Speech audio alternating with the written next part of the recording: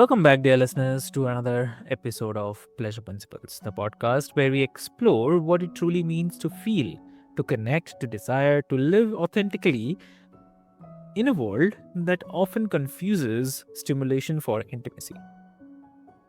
I'm your host, Avik, and today we are tackling a topic that touches nearly everyone, even if we don't always admit it, which is loneliness. Yeah. Loneliness is not just about a quiet ache, I guess. It's becoming one of the defining mental health challenges of our time. So, research shows that nearly 70 million Americans under 50 experience feelings of isolation. And after COVID, that number also continues to grow. So, dear listeners, my guest today is please welcome Gabor Kadas. So, welcome to the show. Welcome. Thank you very much, and thank you for having me. Welcome, listeners. Amazing. So, dear listeners, before we delve deep into the discussion, I'd quickly love to introduce you with Gabor. So, Gabor is someone who's not just studying this phenomenon, but actively building solutions for it. So, he's the CEO of Friending Incorporation, a company redefining how technology can reconnect us to each other, not through the endless scrolling or the digital likes, but through real face to face connection. So, his journey spans multiple countries and the cultures, giving him a rare global perspective on solitude and the modern human need for belonging. So, his company's new app, Friending, uses verified identities and shared the real world activities to help people bridge that gap between virtual and in person relationships. So, dear listeners, I'll not take much of your time. And Gabor, welcome to Healthy Mind, Healthy Life podcast, where we are on pleasure principles. And it's really an honor to have you here today. It's an honor to be here as well, and thank you for the introduction. Amazing. So Gabor, like you have said that loneliness has quite become kind of public health crisis, especially among the younger generations. So, why do you think that makes I mean, this moment in history so uniquely isolating, even though we are more connected than ever? Yes, I think it is misleading. Connected, but connected how? Connecting digitally doesn't really fulfill, I think, the emotional need of the human being. If I exaggerate, I would say past we had internet for 25 years, give or take.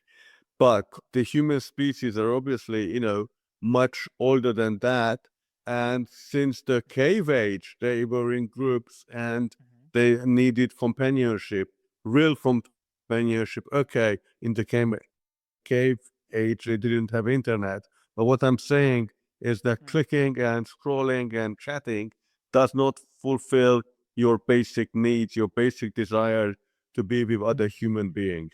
And that is the crisis that has been brought on by technology, partially, and then by COVID as an icing on the cake, perhaps, because mm, technology and connectivity is misleading. You may have X number of friends on Facebook, perhaps, but how many have you met? yeah. How many do you know? How many live nearby?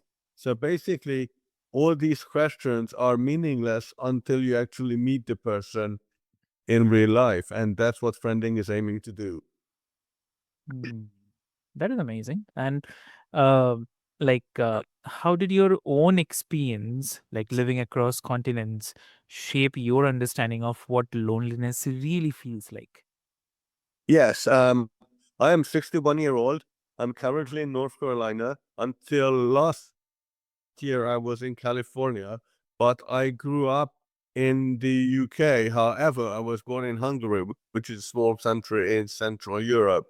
After my university years has finished in the UK, I moved to Canada and I lived in the States for about 30 years, dominantly in California, both Northern and Southern California. Mhm. So my life I've spent in several continents, several countries, and my school year friends, Mm. there was no internet at that time, have disappeared. And I found it extremely difficult to make friends because I always work from home, so there's no work environment to go into and perhaps start from there. So I know firsthand what it feels like to be alone, and I wanted to do something about it.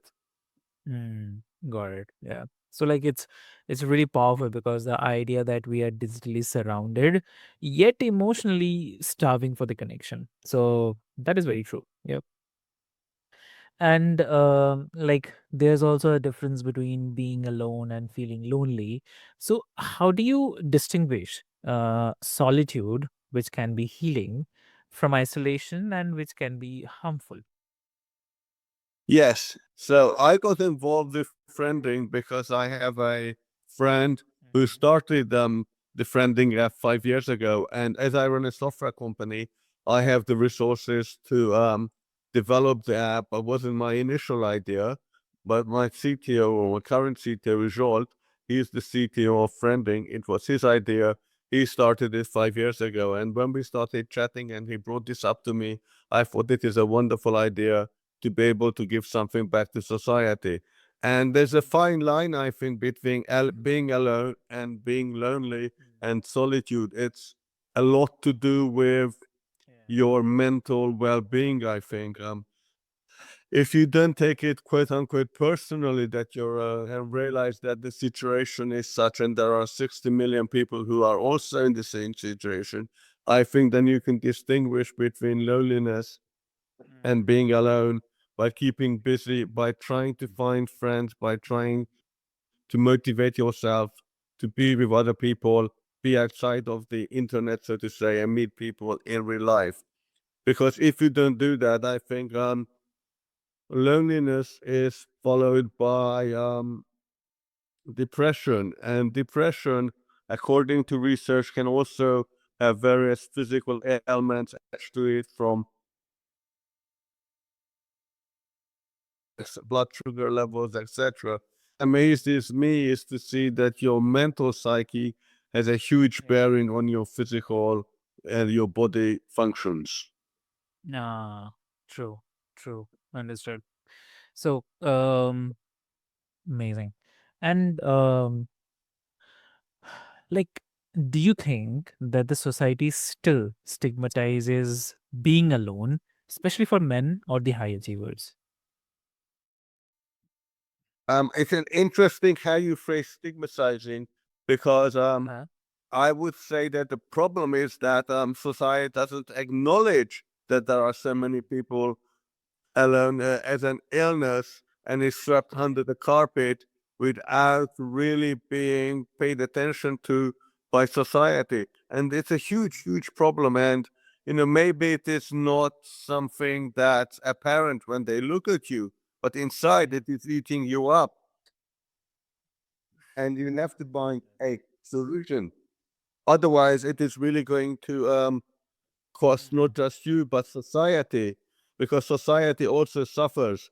The economy suffers about $150 billion because of people's mental health, and they don't go to work or they don't perform as they should.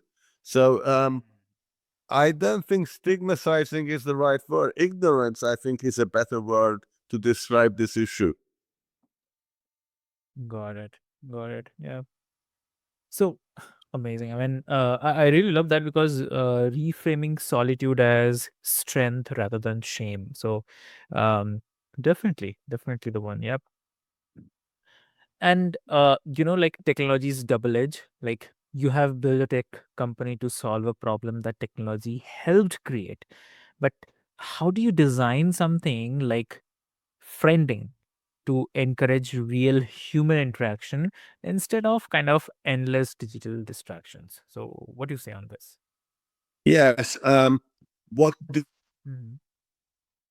good versions of similar app is that all it does is really keeps you online in terms of online connection by continuously chatting or whatever.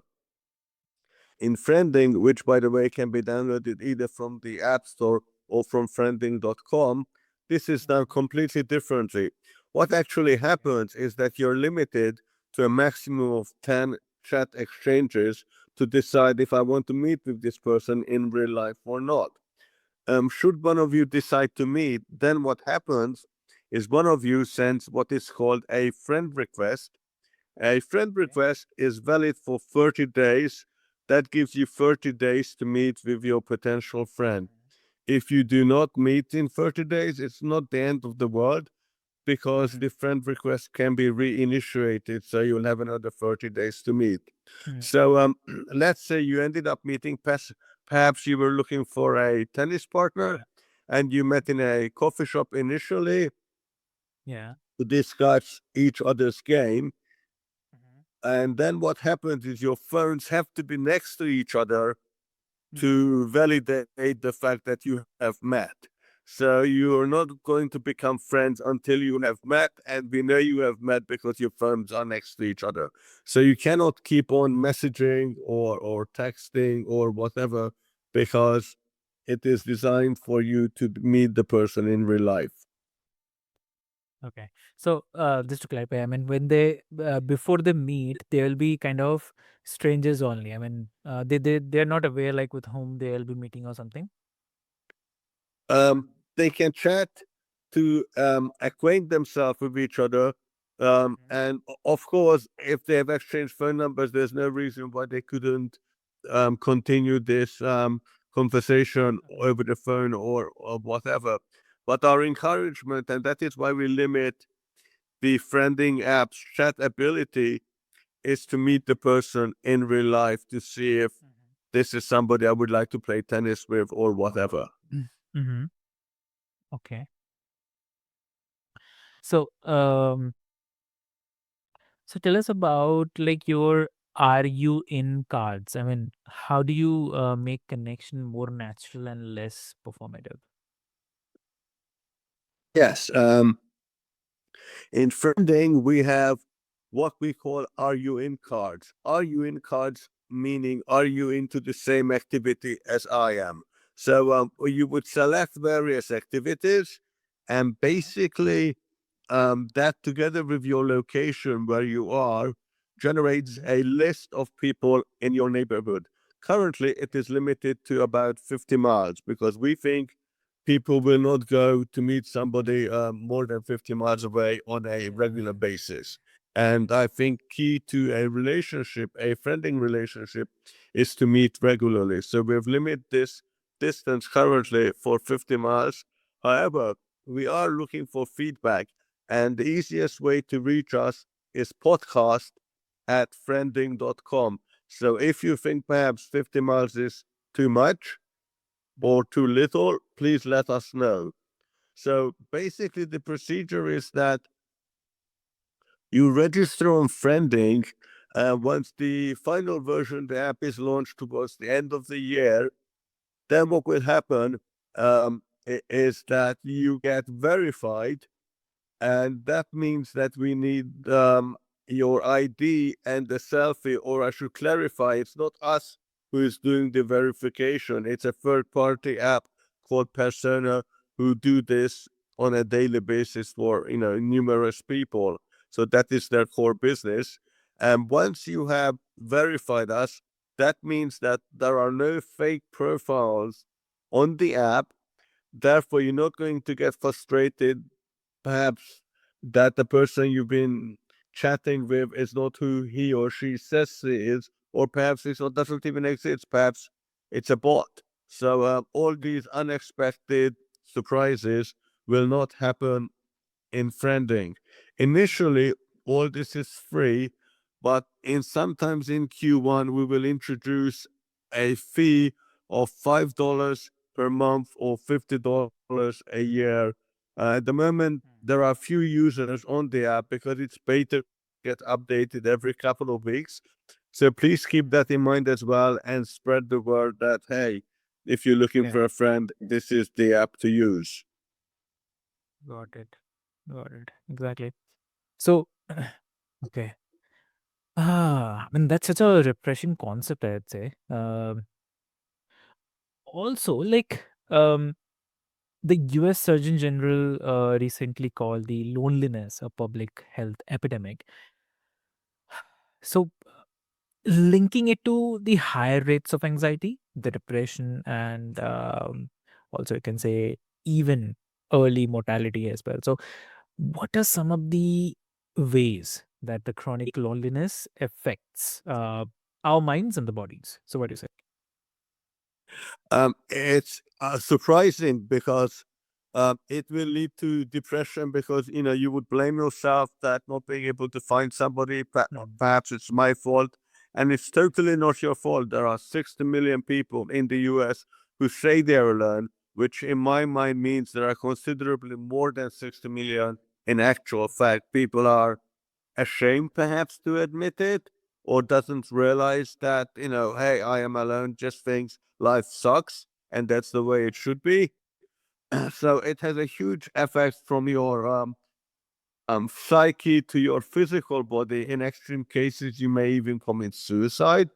So it is a tremendous illness, and my biggest worry is that society is ignoring it, and COVID just made people work at home, so that sort of increased that mm, number.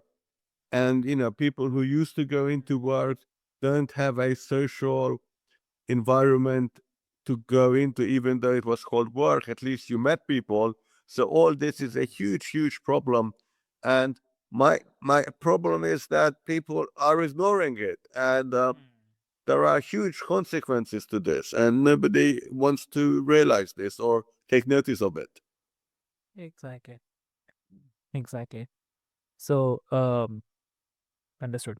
So, and what are the first small steps that someone can take um, if they feel stuck in that cycle of isolation?